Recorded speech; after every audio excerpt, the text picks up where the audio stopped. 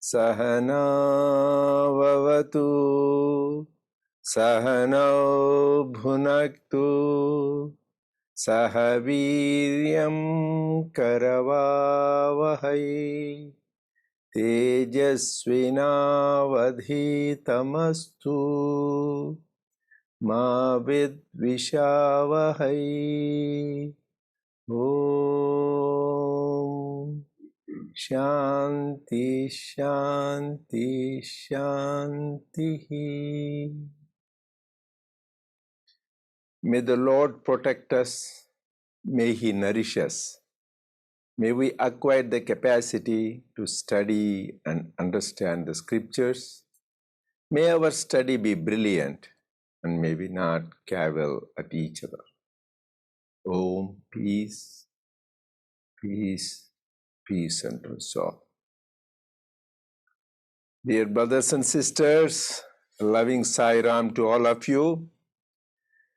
First, I want to wish everyone a happy, holy, blessed New Year filled with Swami's love and blessings. So we welcome all of you for the online satsang of the Sri Sai Baba Center of Arcadia. So we are going to resume our Sutra Vahini. I don't know whether all of you remember, we didn't do it for a couple of months because we had many programs, guest speakers, we had the Christmas program, and we had the study guide on Christmas we discussed. So it is nice to go back to this Sutra Vahini after the lapse of many weeks. So it is important, hope it is good to recollect, recapitulate what we did before. As we said, this is called Prasthanatrayam.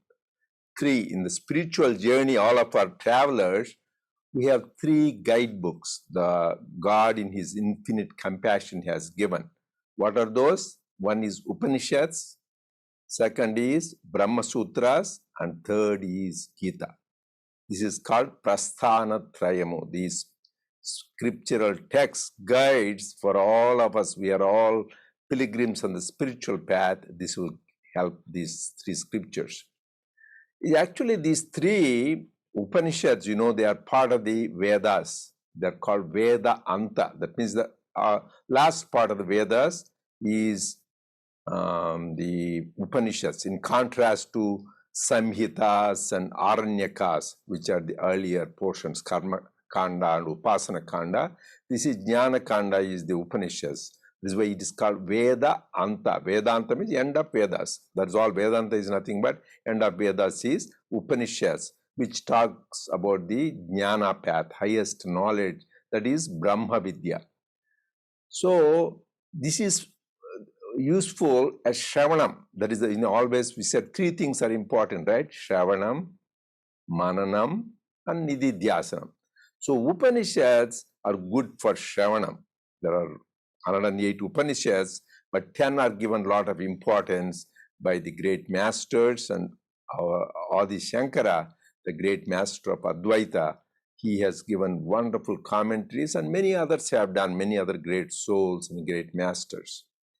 So then next comes Mananam. So after you have the Upanishads, which is very hard, then comes the Brahma Sutras. The very fact Sutra means aphorisms. It is just like a condensed version. In few words, so much meaning is given.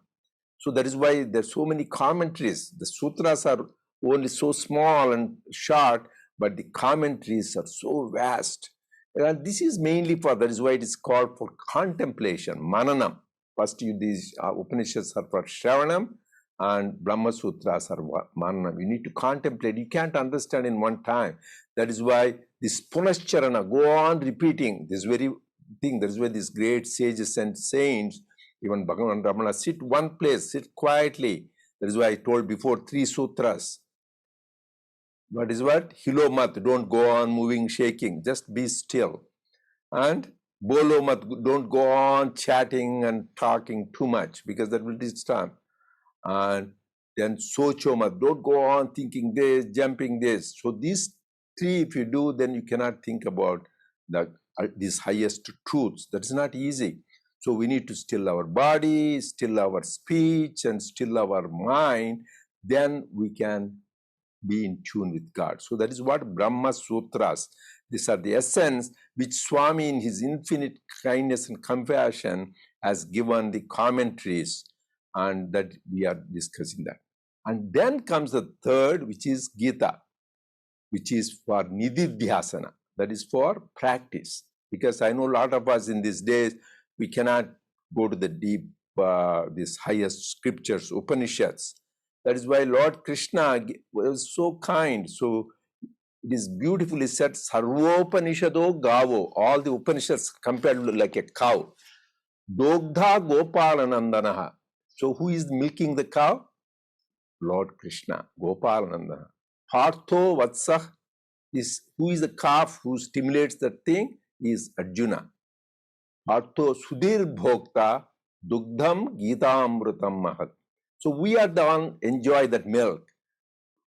So what is that milk? What is that essence? That is Gita Amrutam. It is not just an ordinary thing. It is a nectarine Gita. Because people who cannot read the Upanishads and all that, this Gita is easy. It is a summary of all the essence of all the Upanishads. Like Lord Krishna has given, we cannot go to all Upanishads and read. So this is just, you go there, summary of all the Upanishads, Brahma Vidya. That is why Swami Vivekananda beautifully said, it is like you go into a forest, huge forest, and there is like Upanishads, Vedas are like that. You go into the forest, look for that beautiful flowers. You pick up flowers, every few miles you go beautiful. So, whereas Gita is like this wonderful Lord Krishna went and picked up all those flowers from all those places, made it a one beautiful garland of 700 wonderful verses, which is the essence of all the Vedas, Vedanta, and Brahma Sutras and Upanishads. So, this is for Nididhyasana, for practice. So, but we are now in this stage, what we have been discussing is the Brahma Sutras. How many did we do, Brahma Sutras? We finished 2 Brahma Sutras. So at least we should recollect and be able to say, now we are in the 3rd one. But first is Athato Brahma Jijnasu. After this, we are having the knowledge of Brahman.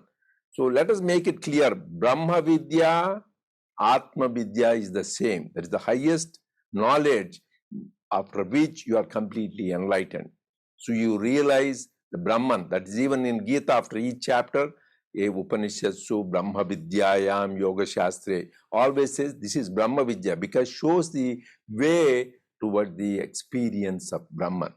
So that is why here, because in scriptures there are 2 things, Purva Mimamsa, Uttara Mimamsa. So we all do this, Tathato Dharma Jijnasu.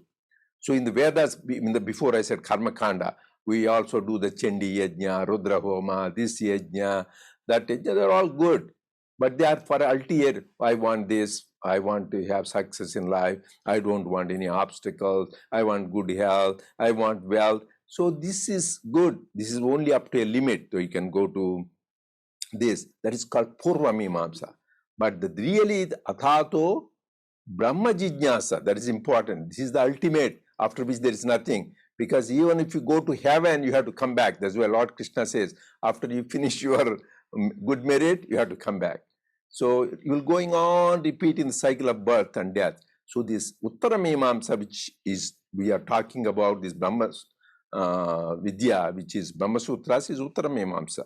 So this is where, that is how the first sutra itself says, Athato Brahma Jijnasa. Because we all want Brahma Vidya. What is the qualification? You need to have these qualifications. Like somebody said, I want to go to med school. hey, you need to go to college, you need to take a MCAT and all that. You go to law school, you go to college, you take LSAT. Even to go to college, you take SAT.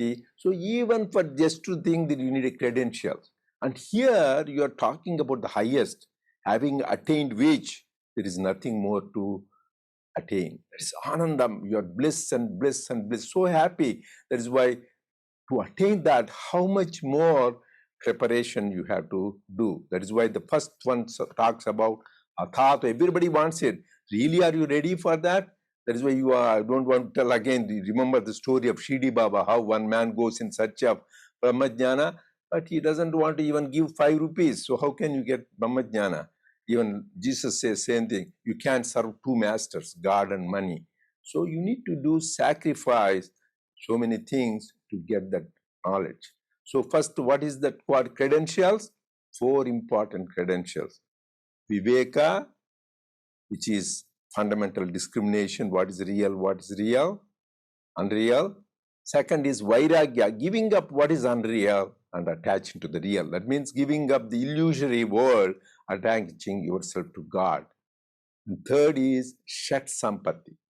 Hope you all remember the Shat Sampati. Syama, which is sense control, body sense control, and which is mind control. Sama is mind, and Dhamma is the body and sense control. Then comes the Uparati, withdrawal from the senses. Then is the Shraddha, that means absolute faith in God, and Titicha, that means forbearance. That is very important quality. And finally, Samadhana, that is maintaining equanimity. So these 6 qualities one should develop.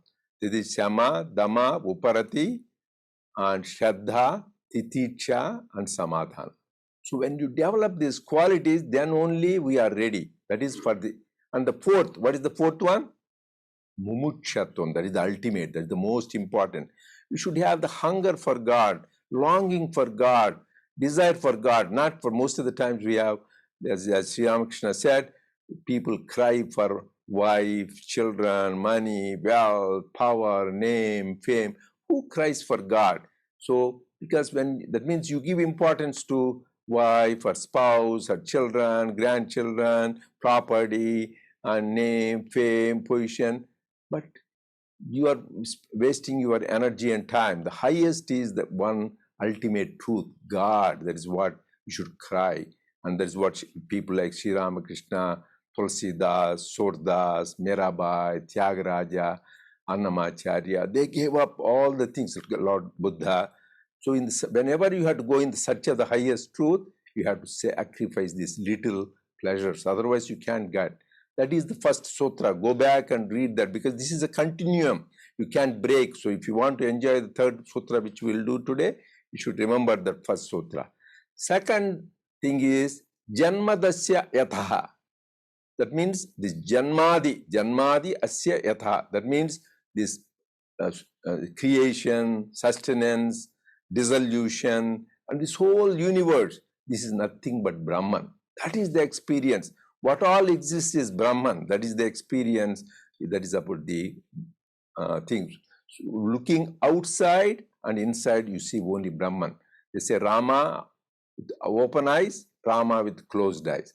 Sometimes we experience only divinity closed eyes. No, you should see God with open eyes and closed eyes, both inside and outside. Antar bahishya sarvam vyapya narayanasthitha. That is what the Upanishad says.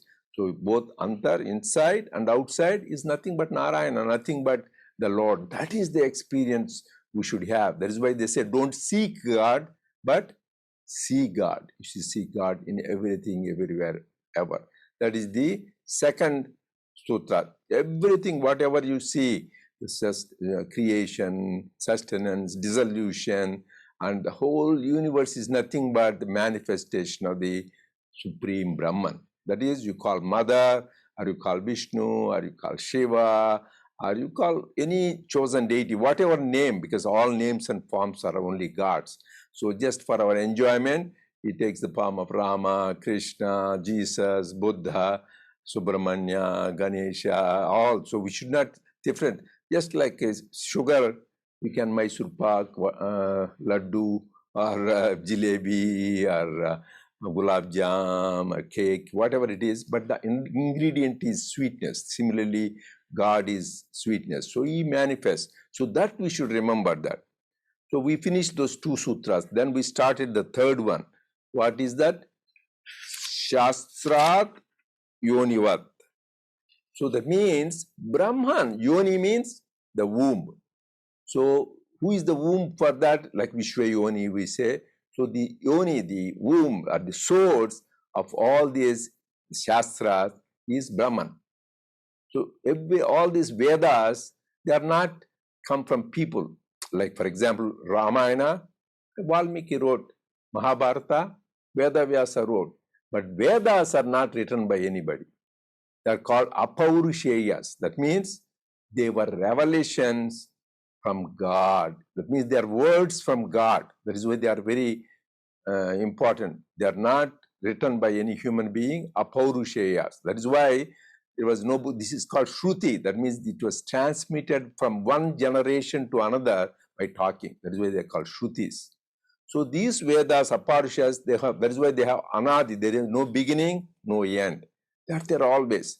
So we talked about that. So then what is this Vedas teach? The Vedas teach how to lead a life, dharmic life, and ultimately you need to remember the purpose of life is four Purusharthas, beautifully said, Dharma, Artha, Kama, Moksha. So everybody has to lead a right, full life, earn wealth to support the family, and fulfill the rightful desires. But the most important, the fourth Purushartha is the Moksha.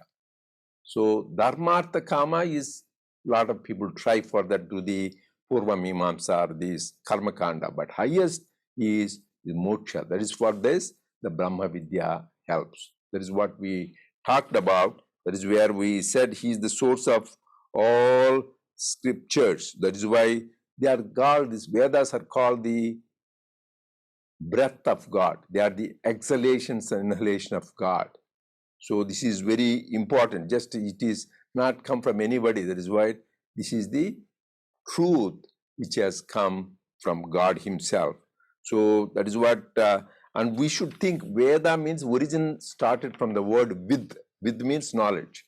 So all knowledge, which is the highest knowledge, there are two knowledges, para and apara. So both are from that. So that is what we should remember. So we concluded that, so we are going to start with the section. As I said, it is different in different books. We are going to start, in some books it is page 30, in some, in our PDF it is page 23, right? So 23. So you look at, if you have a soft copy, you are looking at it, look at page 23. If you have the book, there are two, one book with the bigger print, it is 30, and some book it is 23. So that is why the title of the whole, this Sutra 3, that is Shastra Yonitvat. Brahman is the source of all knowledge. That is the name of the chapter. And the subsection is Vedas teach constant thought of God. That is what we are going to start today. Thank you, Dr. Reddy. Sairam, brothers and sisters, happy and holy new year. We are starting aphorism 3. Brahman is the source of all knowledge. The Vedas teach constant thought of God. Shastra, scriptures, means that which brings to memory what has been forgotten. Brahman is the very selfness of every person. The scriptural directives or counselors, Shastras, direct and counsel everyone.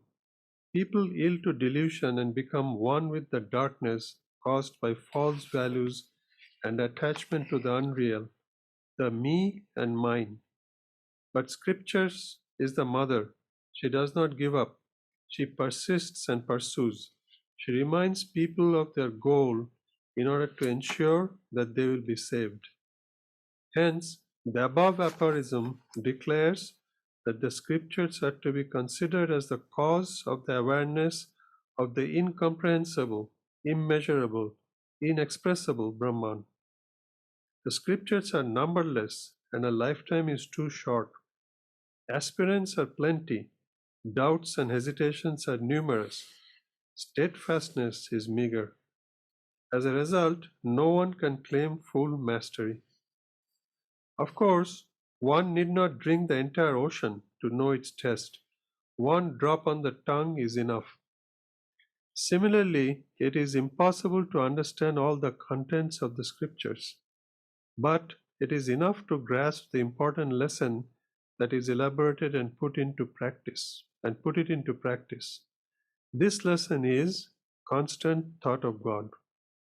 So should we stop? Yeah. So each section we'll read and stop it and then discuss. So in this one, the Vedas, the main purpose of Vedas is to lead us to God. And how does the Vedas do that? By pointing out what are the practices we can do to get rid of all our impurities. And the first lesson is Namaswarana, constant thought of God. So this is why Swami used to say in one letter, I remember that we read here, he advised, think God, eat God, drink God, breathe God, live God. Because he said, you are God, we are all God. But we have forgotten that. And so by removing the impurities, we are going back into God. And the Vedas, the scriptures, is the source. As Dr. Reddy said, it's the breath of God. So it leads us back into that path. So, but there are so many Vedas. So Swami has made it very simple for us by giving us very short messages and short lessons to follow. Over to you, Dr. Reddy. So here, as we're talking about, there are so many scriptures. Vedas itself, Vedas are called Vedas Ananta. Means first we said Vedas are Anadi, that means it has no beginning. And Vedas are Ananta. Ananta means infinite. There is no particular things. The very fact that Ananta, we cannot either study them all in one lifetime. There is a beautiful story, actually example, Swami also talked and other scriptures say, great sage Bharadwaja. You know, Swami belongs to the lineage of Bharadwaja. This Bharadwaja prayed to Lord Brahma. He wanted to study the Vedas. So he was studying Vedas 100 years. So he says, oh, I didn't finish, give me another 100 years. He gave another 100 years. He studied, oh, no, I didn't finish, give me another 100 years. Give 300 years. So then Brahma comes, hey, did you finish? Then no, then Brahma says, there are 3 mountains he showed. Originally Vedas are 3. So then only other Vedam came. First was Rigveda, Yajurveda and Samaveda. This was the only, that is why Swami's house in Vrindavan is called Trayi Vrindavan, because only 3. That is why in general we talk about in Lalita Sahasranama, Vishnu, everywhere Trayi. Trayi means 3. Original Vedas were 3. Rug, Yajur, Samaveda. Then Atharvana Veda come. So his 3 mountains, like 3 Vedas. He says, do you know how much you did in 300 years? It's just like in a little grasp or little stone, you just covered, not even a millionth part of that. So you cannot cover, so it is not possible. So here, these scriptures are not, you cannot completely study. You don't need to also. As Swami beautifully said, to light a lamp, you have a matchbox. There are say 700 matchsticks in that. You need all of them to light. One good matchstick is enough. Similarly, he used to tell about Bhagavad Gita. You have 700 slokas. You don't need all of them. Just one take seriously and practice. Here also he gave the example of ocean. So just putting in the practice. What is that practice? All these lifetimes, we are thinking I am this body. I am this mind, I think. I am this intellect. And ego complex. That's all we think, BMI, body, mind, all these things. So to undo that, we have to go on thinking, I am not that, I am this Brahman, I am this Atman, I am Omka, I am Pranava. Like that, we need to go on repeating constant. That's why this is constant practice is, because more often we think we are the body, mind, intellect. Very little time we think we are the Brahman or Atman. That is where this constant practice, because we are already that, we forgot about it. That is why the beautiful bhajan, I always loved that. Remind me, my Lord, remind me who I am. Just here reminding, that's why we are already that. We are already Brahman. Just we need to be reminded. That is why this beautiful incident I heard, there is a great Vedic scholar and a great jnani. So he came to Swami, he says, he was so pure, and he said, Swami asked, what do you want? Swami, I said, what do you want? I said, I want liberation, Swami. Swami laughed at him. You are such a knowledgeable man. When were you bound to be liberated? To think you are bound, that is ignorance. You're already free, but you are thinking you are bound because of ignorance. So what God come is to remind me, my Lord, I am God. That's why the story of in Shidi Sacharita, everybody should dive deep, where Nana Sahib Chandorkar reads that Gita shloka, chapter 434 shloka. Tadvidhi pranipatena pariprashnena sevaya upadeshanchite ajnanam jnaninam tattvadarshanaha. He says, this jnana, the path of knowledge, is taught by the tattva-darshanas when you do the prostration, when you do the inquiry, and when do seva. So even Adi Shankara has written, God will give jnana, but only Shidi Baba said, why do you want to use jnana? Ajnana. God will teach, this Guru will teach you ajnana, not jnana. This guy was puzzled, this Nana Sanjay. He is a great Sanskrit scholar. Swami, Shankara, Adi Shankara says, Shankara Bhashyam says that, forget about Shankara Bhashyam. You did Pranipati Prashnena Seva Upade Ajnanam, Upadeshanchite Ajnanam. It does. How does? Because you are already embodiment of love, you are already embodiment of knowledge, you are embodiment of Brahman. You are thinking it is there, what the Guru comes and removes that ajnana. It is beautiful example. Sun is already bright, but clouds are hiding. Do you need to bring out sun? The clouds, the minute clouds go away, the sun automatically shines. It is removing that which blocks that knowledge. So how do you remove that thing? How does the Guru do that? First, pranipatena. That means you completely prostrate to the God. That means you surrender to Him. Pariprashnena. That means self-inquiry. Who am I? Am I this? Am I not? And third is sevaya, selfless service. So that means Lord Krishna covered, and Shidi Baba said that these are the three paths. Pariprashna and pranipatena sevaya. That means bhakti yoga is pranipata, and then pariprashna is jnana yoga. That means self-inquiry, and sevaya is karma yoga. So you practice that, automatically your mind gets purified. Then you get the jnanam. That is why Adi Shankara says, jnana devatu kaivalyam. How do you attain liberation? Only through jnana. Because karma, selfless service, purifies your heart, leads to bhakti. Then you can focus on God. Because your heart is more pure, less ego, less jealousy, less anger. Then that bhakti, when you distinct, it leads to jnana. And jnana devatu kaivalyam. Then you just attain the highest.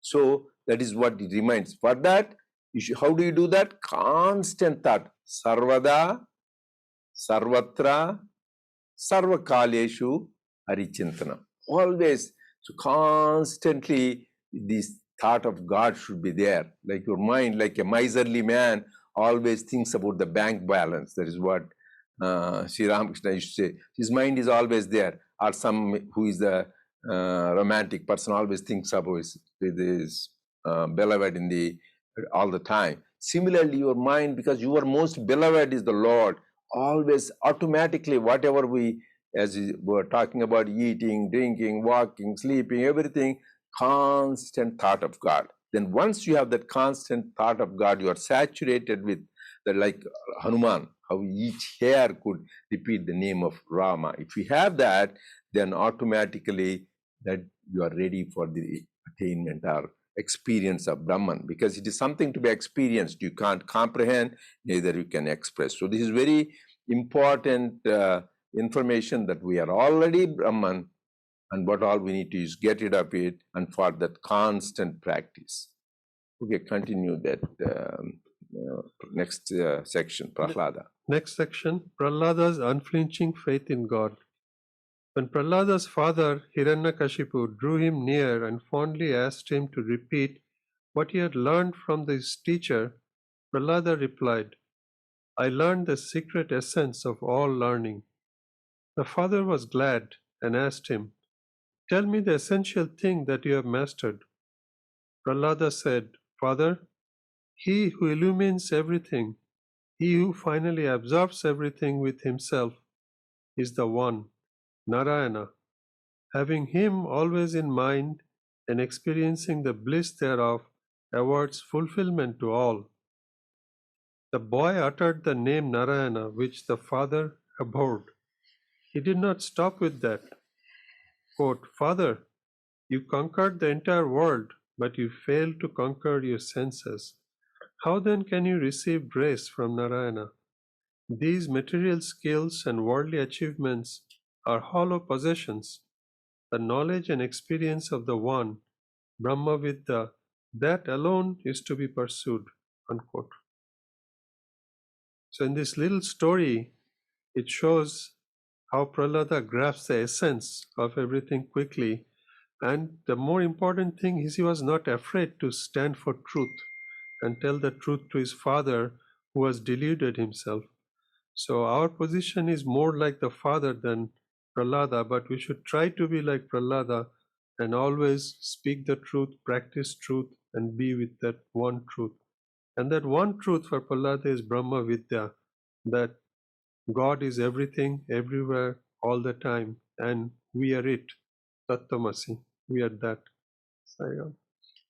So he was talking about we are like, sometimes Swami was telling some family he called for interview. That boy was very good boy and they were thinking of God. Very nice. Swami said this boy is very good devotee, but the parents, he was talking indirectly, the fathers, you are like Hiranyakashipus. You are like Dhritarashtra's because you are more thinking, Dhritarashtra means the one who thinks what doesn't belong to him as his own. That's really because he was claiming Dhritarashtra. That means it is this body, mind, intellect. We are not that. So it belongs to God only. So we think it is ours. So and Hiranyakashipa, that is blinded about the thought of God. So we see that Prahlad, the little boy, that is why Lord Krishna says there are 4 types of devotees. Artha, Artharthi, Jijnasu, and Jnani. That means people who pray to God for some benefit, like I want promotion in the job, I want prosper. There's nothing wrong. Actually, Krishna says, Chaturvida bhajante mam. All these are bhaktas. But he says, I like that guy, Jnani, the last one who loves me for love's sake, not with a agenda, selfish agenda. Artha means I want something. Artharthi means just you want artha means somebody you are affliction, your health problem, this problem, then you pray to God. Artharthi means you want something to get in position, power. So Artha example they say in scriptures is Gajendra. It was stuck with a crocodile, somebody caught, he was suffering, then prayed to Lord Vishnu and came and saved. And Artharthi to get something, I want a power position. Dhruva prayed. I want because he was insulted, he want position. Jijnasu means to know what is Brahma Vidya. That is like Uddhava is an example of that. And Jnani is Prahlada. He just loved, that is why he was, even though he was a 5-year-old boy, his father was so powerful, he could put him in the boiling oil, he threw him at the top of the mountain, he had elephants walk over him, he had got snakes bite him. He was smiling on Narayana, nothing bothered him because he had so much faith, no fear. That is why if you have really love for God, faith, the first quality is abhayam, no fear. Let people do what they want. I don't care because you have that confidence. God is with you. Nothing matters important. That kind of faith Prahlada had. His own father was against him, but nothing bothered him because he says, my constant friend, my constant companion, eternal companion is God. Nothing else matters. And that is why he told, it is interesting, his father sends him to the teachers, go and learn the scriptures because he is a prince. He needs to know all the knowledge, not only archery. So then he learns everything after coming back because he tells them, don't talk about God, talk about other things. But this boy innately is divine. He only loves God. He comes back, his father asks, my son keeps him on the lap because he was such a beautiful young boy. What did you learn? So what you? Yes, I learned, Dad. చదువులలో మర్మమెల్ల చదివితి తండ్రి. I said, I learned the secret, essence of all scriptures, everything. His father was so excited. What is that? చదువులలో he says, శోధింపంబడే సర్వశాస్త్రములు. I don't want to go all this. I searched all the shastram except the holding onto the feet of Lord Narayana. There is nothing else. That is the essence. Then he was putting on the lap, he throws him down. My God, this is what you learned? That is what he is not supposed to learn. He scolds the teachers. Hey, you are not supposed to do that. How did this boy learn that this is it? He is my enemy and you are teaching about my enemy to him? Says, Your Highness, we didn't teach him anything. This guy is like that. Even though we didn't teach, he goes on saying, Narayana, Narayana, what can we do? So because that is innately he is that divinity. So that is what he says, the secret of all things is holding on to God. And he tells his father, who is so powerful, he conquered the 3 worlds. Swami says the greatest scientist ever known is Hiranyakashipu. He could control the sun, he could control the wind, he could control all the 5 elements. Only God can control. He could do that, but he was no peace. He was always restless because he says, Lokamulanniyun gadiyalona jayinchinavar. He says, you conquered all these worlds in a trice, just like that. Indriyanikamun chittamun geluva neravu. You didn't conquer your senses and mind. నిన్ను నిబద్ధుజేయు ఈ భీకర శత్రుల ఆర్వుర ప్రభిన్నుల చేసిన ప్రాణికోటిలో విరోధి లేడెవ్వడు నేర్పున చూడుము దానవేశ్వర. ఓ father, instead of father, he says Danaveshwara, oh king among demons. So you first conquer mind and senses and get rid of, fight against all those 6 enemies. Then naturally you will not have any enemy at all. The whole world be your friend. So you do that. So secret of essence of all scriptures is hold on to the thought of God, hold on to him. And the practice you need to do is get rid of the negative qualities and control the body, mind, and senses just completely. Then you are in tune with God. So I think we'll conclude here and continue next week. Sai Ram.